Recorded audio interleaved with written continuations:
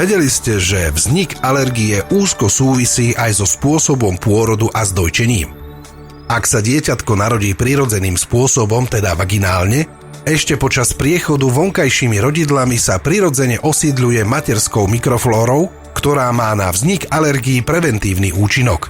Naopak, ak je dieťatko narodené cisárskym rezom, prichádza na svet za sterilných podmienok a krátko na to sa osídľuje rôznymi baktériami z vonkajšieho prostredia, vrátane nemocničných kmeňov, čo je neprirodzené. Nevhodná mikroflóra prispieva k vzniku alergií a ukazuje sa, že aj iných chorôb, ako napríklad cukrovky mladistvých. Prejdime teraz k peľovému spravodajstvu.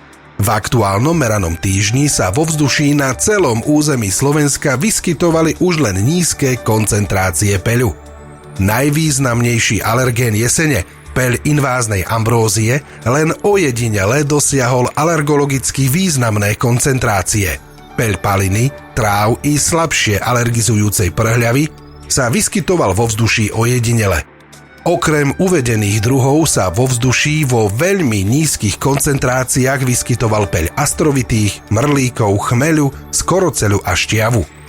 Pokles sme zaznamenali aj u denných koncentrácií spór húb, teda plesní, najpočetnejšie zastúpených rodmi Cladosporium a Alternaria. Prognóza peľovej situácie na víkend a začiatok 41.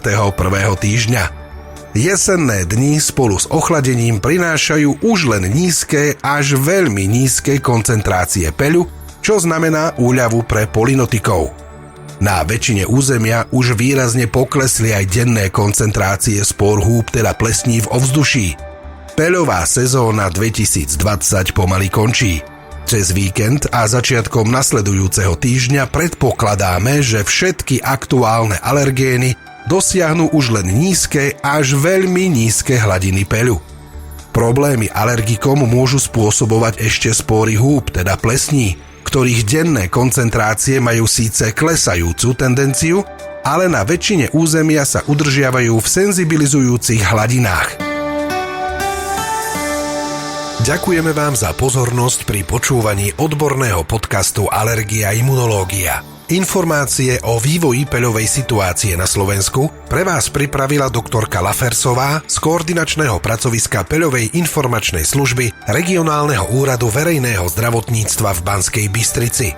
Podrobné peľové spravodajstvo nájdete na internetovej stránke www.alergia.sk.